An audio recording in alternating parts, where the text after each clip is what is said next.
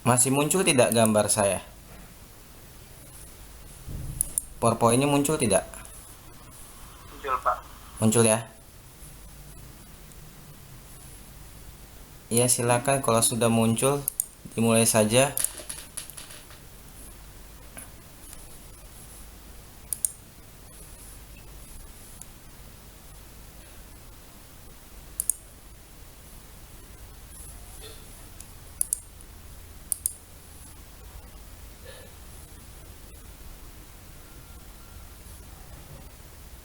Oke, baik Pak, udah bisa dimulai Pak. Iya, silakan, silakan. Iya Pak. Oke, selamat pagi Pak Fengki dan teman-teman. Saya Agnes Listianingsi dan nanti teman saya Andrea Febrianti akan menjelaskan mengenai analisis kebijakan akuntansi terhadap kondisi keuangan perusahaan. Oke Pak. Nah, di sini ada prinsip akrual laporan keuangan. Pada dasarnya ada dua metode untuk pencatatan transaksi akuntansi. Yang pertama yaitu basis kas dan basis akrual. Nah, sebelumnya juga sudah pernah dibahas juga ya minggu sebelumnya, sempat gue bahas mengenai basis kas dan basis akrual. Nah, di dalam basis kas ini, pencatatan basis kas adalah teknik pencatatan ketika transaksi terjadi, yaitu transaksi dicatat ketika benar-benar saat uang benar-benar diterima atau dikeluarkan. Di dalam pengakuan pendapatan pada cash basis, baru tercatat ketika perusahaan menerima pembayarannya secara kas. Dalam hal pengakuan biaya, pengakuan biaya dilakukan ketika sudah ada pembayaran secara kas baru bisa dicatat. Nah, slide berikutnya. Nah, di sini ada keunggulan dan kelemahan dalam pencatatan akuntansi secara cash basis. Ada keunggulan dalam pencatatan akuntansi secara cash basis. Yang pertama adalah metode cash basis digunakan untuk pencatatan pengakuan, pendapatan, belanja, dan pembiayaan. Keunggulan kedua dalam pencatatan akuntansi secara cash basis adalah beban belum diakui sampai adanya pembayaran secara kas. Walaupun beban telah terjadi, sehingga tidak menyebabkan pengurangan dalam penghitungan pendapatan. Keunggulan dalam pencatatan akuntansi secara cash basis yang ketiga adalah pendapatan diakui pada saat diterimanya kas sehingga benar-benar mencerminkan posisi yang benarnya. Keunggulan yang keempat adalah penerimaan kas biasanya diakui sebagai pendapatan. Dan yang selanjutnya adalah laporan keuangan yang disajikan memperlihatkan posisi keuangan yang ada pada saat laporan tersebut. Dan terakhir adalah tidak perlunya suatu perusahaan membuat pencadangan untung kas yang belum tertagih. Tadi sudah kita bicara keunggulannya, sekarang kita bicara mengenai kelemahan pencatatan akuntansi secara cash basis. Apa aja sih kelemahannya? Kelemahannya yang pertama adalah metode cash basis tidak mencerminkan besarnya kas yang tersedia. Karena kan kita juga baru dicatatnya setelah kita benar-benar terima uangnya atau kita mengeluarkan uangnya. Terus yang kedua adalah dapat menurunkan perhitungan pendapatan bank karena adanya pengakuan pendapatan sampai diterimanya uang kas.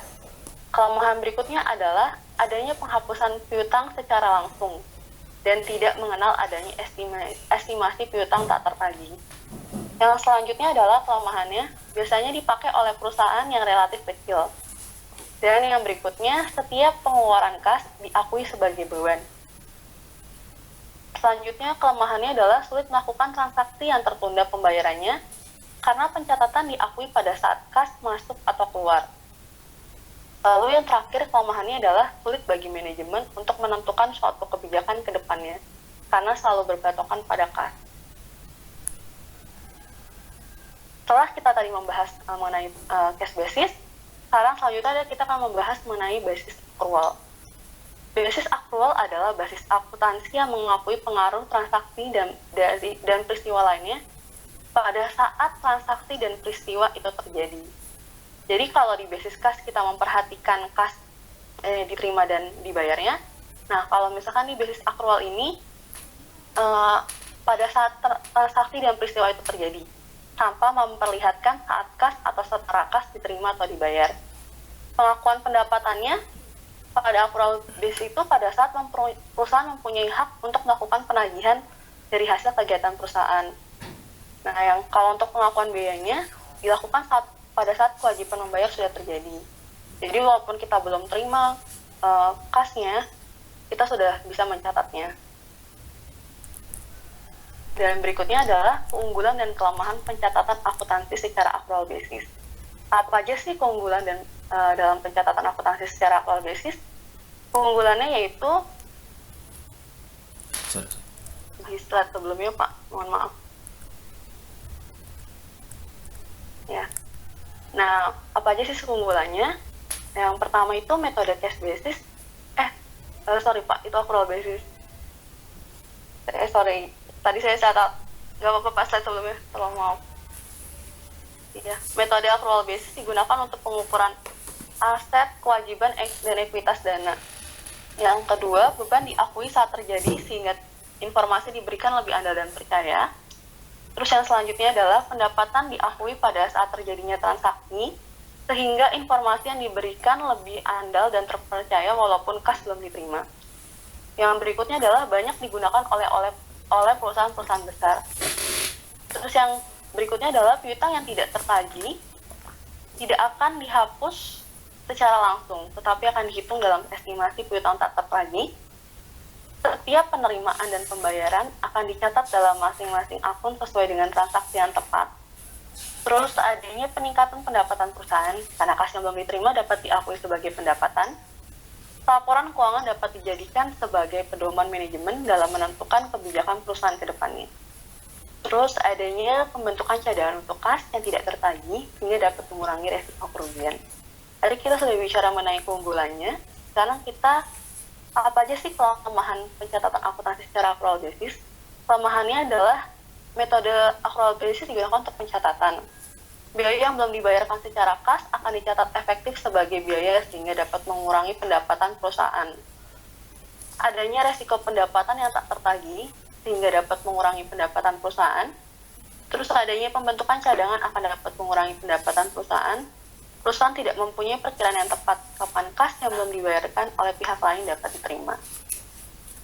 Nah, berikut ini ada contoh pengakuan transaksi basis kas dan accrual. Jadi ada contoh ini mungkin lebih terbayangkan. Contoh soalnya adalah ketika pembelian persediaan barang dagang senilai Rp 10 juta pada 10 Desember 2010.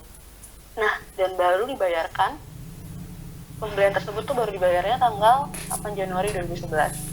Kalau kita menggunakan pencatatan basis accrual, perusahaan yang akuntansi 19 accrual akan mengakui transaksi pada saat terjadinya. Tadi kan terjadinya transaksi kan tanggal 10 Desember, dia membeli barang dagang 10 juta. Kalau di basis accrual, perusahaan mengakui bahwa transaksi pembelian tersebut terjadi pada 10 Desember 2010. Sehingga pencatatan dilakukan pada tanggal 10 Desember. Nah, jurnal tanggal 10 Desember adalah sebagai berikut.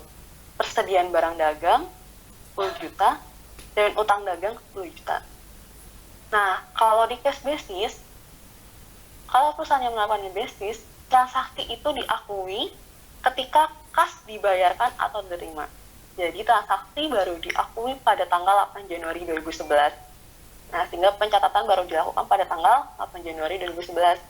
Dimana tadi di 8 Januari 2011 itu kita baru bayar pembeliannya sebesar 10 juta. Nah, jurnal tanggal 8 Januari sebagai berikut. Persediaan barang dagang pada kas sebesar 10 juta.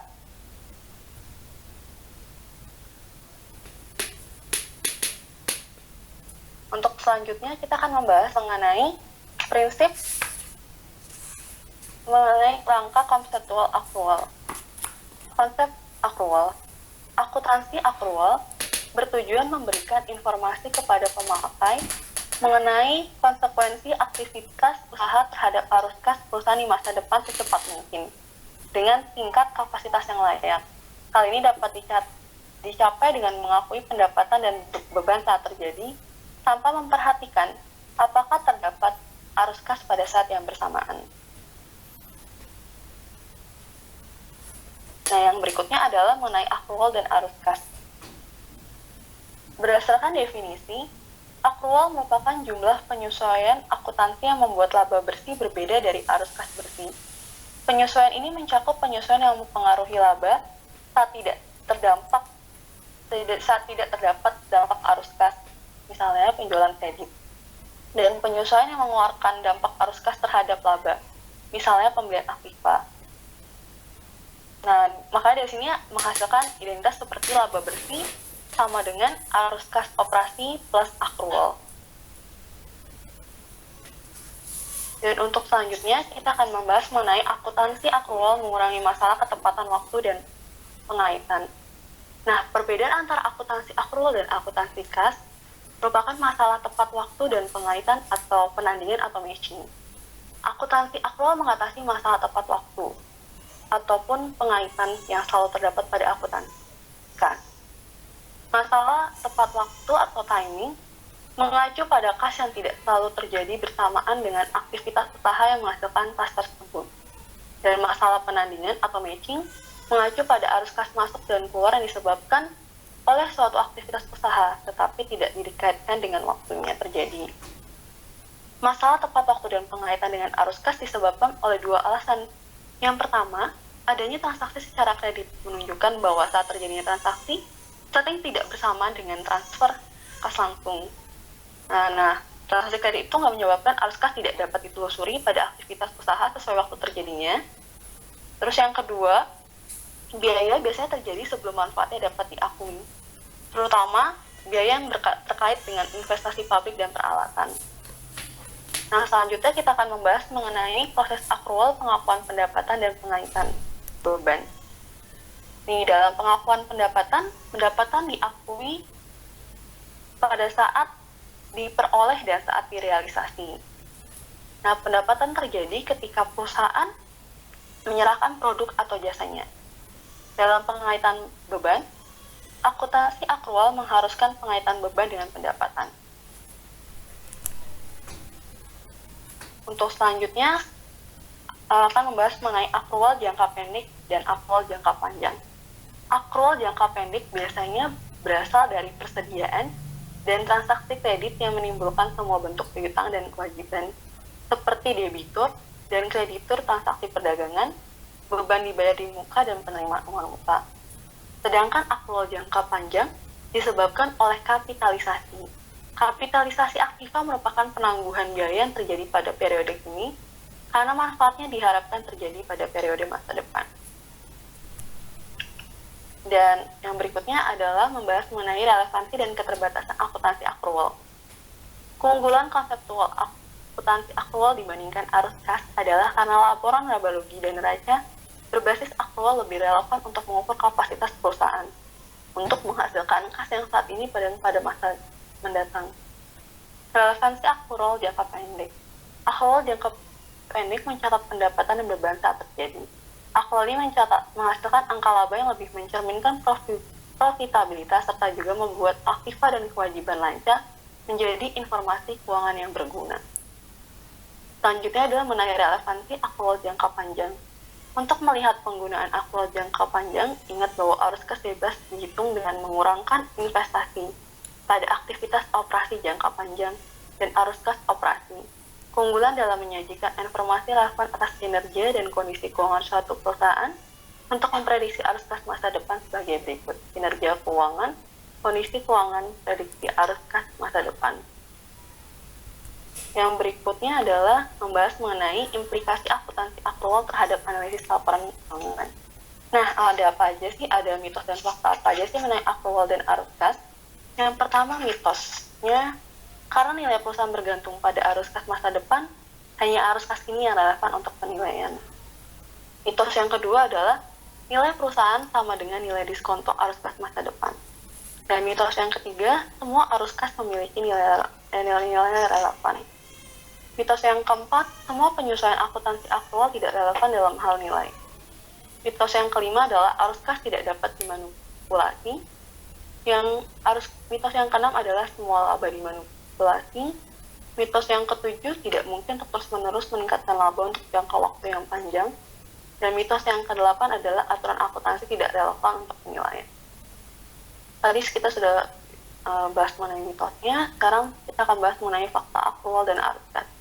Faktanya, akuntansi akuntansi laba akrual lebih relevan dibandingkan arus kas. Fakta yang kedua adalah arus kas lebih andal akrual. Fakta yang ketiga adalah angka akuntansi akrual dapat menyebabkan distorsi akuntansi. Fakta yang keempat adalah nilai perusahaan dapat ditentukan dengan angka akuntansi akrual. Untuk selanjutnya kita bab berikutnya yang F adalah haruskah kita mengganti akrual dengan arus kas. Sebenarnya di modul ini ada di 2.23 itu ada tentang penelitian analisis. Nah, modul penelitian analisis baik akrual maupun arus kas memiliki tambahan kegunaan. Karenanya, laba akrual dan arus kas harus dipandang sebagai pelengkap, bukan pengganti. Penelitian juga memperhatikan bahwa kegunaan relatif akrual dan arus kas tergantung dari karakteristik seperti anggota industri, siklus operasi, dan posisi pada siklus hidup perusahaan. Untuk selanjutnya, untuk pengaruh indikator makroekonomi terhadap entitas bisnis akan dijelaskan oleh teman saya, Andrea. Pada Andrea, dipersilakan. Baik, terima kasih. Selamat pagi rekan-rekan. Izinkan saya melanjutkan presentasi dengan judul Pengaruh Indikator Makroekonomi Terhadap Entitas Bisnis. Yang pertama yaitu, lingkungan makro tidak memiliki batas atau boundlessness. Sekalipun secara umum, terdiri dari lingkungan ekonomi, teknologi, politik, hukum sosial, dan kependudukan, namun detail dari masing-masing lingkungan amat luas, dalam dan tanpa batas. Masing-masing memiliki intensitas pengaruh yang berbeda-beda terhadap berbagai aspek manajemen fungsional. Yang kedua yaitu lingkungan makro juga hanya memberikan sinyal yang lemah kepada manajemen. Kecenderungan perubahan biasanya baru dapat dilihat dalam waktu yang panjang. Kadangkala sinyal yang diberikan bertolak belakang satu sama lain yang dapat menyulitkan pemilahan. Oleh karena itu, manajemen dituntut memiliki intuisi bisnis yang terlatih, serta terus-menerus diasah, serta menggali sumber informasi luar yang formal dan informal.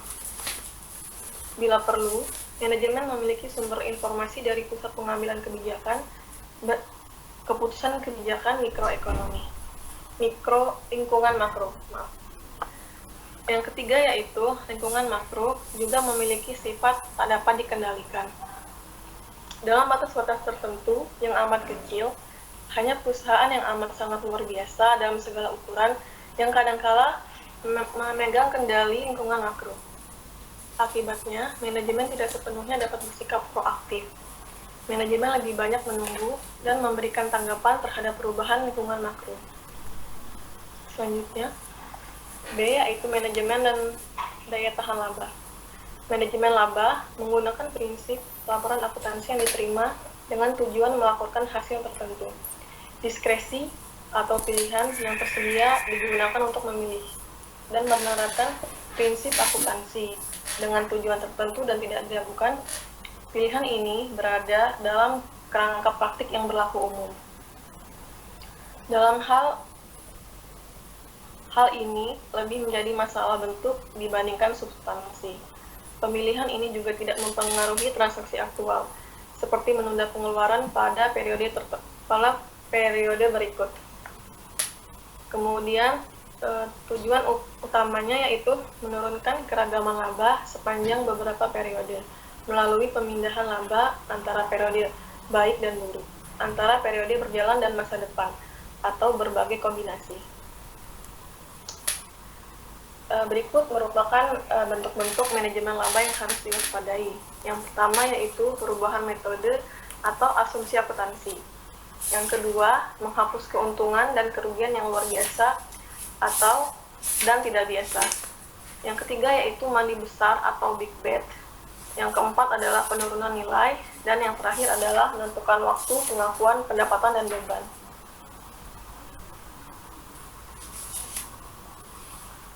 Yang kedua adalah insentif dan daya tahan manajemen. Apa saja sih dampak-dampaknya? Yaitu dampak insentif manajemen terhadap akuntansi dan analisis laporan keuangan, utamanya terbukti saat menilai daya tahan laba dan saat melakukan analisis kredit. Pengalaman memperlihatkan bahwa sebagian manajer, pemilik, serta karyawan memanipulasi serta mendistorsi laba yang dilaporkan untuk tujuan pribadi. Dampaknya tersebut yaitu terungkap pada kasus berikut. Analisis harus mengakui insentif bagi manajer terkait dengan laba. Awalnya, manajemen laba seringkali dicapai dengan pelaporan laba yang terlalu rendah. Hal ini menciptakan cadangan yang dapat digunakan pada periode dengan laba rendah di masa depan. Dengan adanya insentif kinerja bagi manajer dan penggunaan akuntansi untuk mengendalikan dan mengawasi kinerja mereka, analis harus menyadari adanya potensi manajemen laba dan bahkan salah saji. Analis harus mampu mengendali perusahaan yang memiliki dorongan kuat untuk melakukan manajemen laba. Kemudian, meneliti praktik akuntansi, perusahaan harus memastikan integritas laporan keuangan. Selanjutnya, yang ketiga yaitu pos laba yang bertahan dan sementara. Penyusunan ulang dan penyesuaian laba untuk penilaian ekuitas bergantung pada pemisahan komponen laba yang stabil dan bertahan dengan komponen acak yang sementara. Penilaian daya tahan itu penting dalam penentuan kekuatan laba. Peramalan laba juga bergantung pada daya tahan. Dan yang keempat yaitu analisis dan interpretasi pos sementara. Berikut tujuan dan interpretasi pos luar biasa sebagai berikut. Yang pertama yaitu menentukan apakah suatu pos bersifat sementara atau tidak bertahan. Proses ini melibatkan penilaian apakah pos tersebut tidak biasa, bukan pos operasi atau tidak berulang. Yang kedua yaitu menentukan penyesuaian khusus untuk evaluasi ataupun peramalan. Selanjutnya, yang kelima yaitu menentukan daya tahan atau sifat sementara suatu pos. Adanya insentif bagi manajer terkait dengan pelaporan pos sementara membuat ia harus melakukan evaluasi independen mengenai apakah suatu keuntungan atau kerugian bersifat sementara. Kita juga harus menentukan bagaimana penyesuaian pos tersebut. Untuk tujuan ini, pos tersebut dibagi menjadi dua kategori besar, yaitu operasi tidak berulang dan non-operasi yang tidak berulang. Kemudian A, keuntungan dan kerugian operasi yang tidak berulang, dan B, keuntungan dan kerugian non-operasi yang tidak berulang. Selanjutnya, penyesuaian pos luar biasa yang mencerminkan daya tahan terbagi menjadi dua, yaitu dampak pos sementara terhadap sumber daya perusahaan dan dampak pos manajemen dalam evaluasi manajemen. Kemudian, pembahasan selanjutnya yaitu tentang inflasi atau inflation. Pengertian inflasi sendiri yaitu suatu proses meningkatnya harga-harga secara umum dan terus-menerus atau pemerintah. Hal ini juga berkaitan dengan mekanisme pasar yang dapat disebabkan oleh berbagai faktor. Banyak sekali faktor yang mempengaruhi inflasi ini, yaitu seperti konsumsi masyarakat yang meningkat, berlebihannya likuiditas di pasar yang memicu konsumsi dan spekulasi, sampai akibat adanya ketidaklancaran distribusi barang. Dengan kata lain, inflasi juga merupakan proses menurunnya nilai mata uang secara kontinu. Inflasi juga proses dari suatu peristiwa, bukan tinggi rendahnya tingkat harga. Ada banyak cara untuk mengukur tingkat inflasi. Dua yang paling sering digunakan yaitu Consumer Price Index atau CPI dan Gross Domestic Product atau GDP deflator. Kemudian ada 4 macam inflasi, dibagi menjadi 4, yaitu yang pertama inflasi ringan. Inflasi ringan ini kenaikannya kurang dari 10% dalam setahun. Kemudian yang kedua, inflasi sedang, kenaikan harga antara 10% sampai 30% setahun. Kemudian yang ketiga, inflasi berat, yaitu kenaikan harga antara 30% sampai dengan 100% setahun. Dan yang terakhir yaitu kenaikan harga berada di atas 100% setahun yang disebut hiperinflasi atau inflasi tak terkendali. Kemudian sebab-sebab terjadinya inflasi, yang pertama inflasi tarikan permintaan akibat dari adanya permintaan total yang diberikan yang berlebihan. Yang kedua adalah inflasi desakan biaya terjadi akibat adanya kelangkaan produksi atau juga termasuk adanya kelangkaan distribusi walaupun permintaan secara umum tidak ada perubahan yang meningkat secara signifikan. Selanjutnya, berikut adalah dampak inflasi. Yang pertama yaitu mendorong penanaman modal spekulatif. Yang kedua adalah menyebabkan tingkat bunga meningkat dan akan mengurangi investasi. Yang ketiga adalah menimbulkan ketidakpastian keadaan ekonomi di masa depan. Dan yang terakhir adalah menimbulkan masalah neraca pembayaran.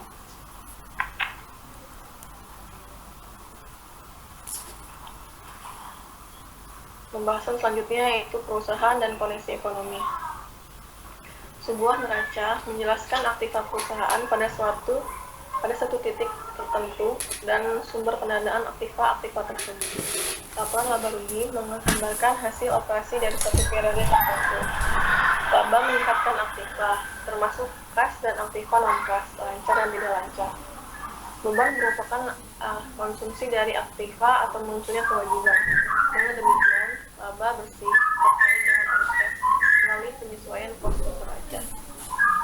Selanjutnya, perusahaan yang menguntungkan dapat mengalami kesulitan untuk memenuhi kewajiban lancarnya dan memenuhi kas berekspansi. Perusahaan yang sukses ataupun yang gagal dapat mengalami masalah arus kas untuk inflasi. Tetapi dengan alasan yang jauh berbeda, perusahaan yang sukses selalu menghadapi masalah investasi dalam perusahaan dan persediaan untuk memenuhi permintaan pelanggan yang meningkat. Mendapati bahwa keuntungan yang meningkat berguna untuk mendapatkan pendanaan tambahan dengan utang ataupun ekuitas. Perusahaan yang gagal dapat meningkatkan arus kas dengan mengurangi utang dan persediaan. Tapi hal ini umumnya disertai dengan penurunan layanan pada pelanggan yang menurunkan laba lebih lanjut. Selanjutnya yaitu suku bunga. Menurut Nofirin 1996, suku bunga yaitu biaya yang harus dibayar oleh peminjam atas pinjaman yang diterima dan merupakan imbalan bagi pemberi pinjaman atas investasinya. Suku bunga mempengaruhi keputusan individu terhadap pilihan membelanjakan uang lebih banyak atau menyimpan uangnya dalam tabungan. Suku bunga juga merupakan sebuah harga yang menghubungkan masa kini dan masa depan. Tingkat suku bunga digunakan pemerintah untuk mengendalikan tingkat harga dengan tingkat harga tinggi dan jumlah uang yang beredar dalam masyarakat banyak. Suku bunga itu ditentukan oleh dua kekuatan, yaitu penawaran tabungan dan permintaan investasi modal, terutama dalam sektor ini.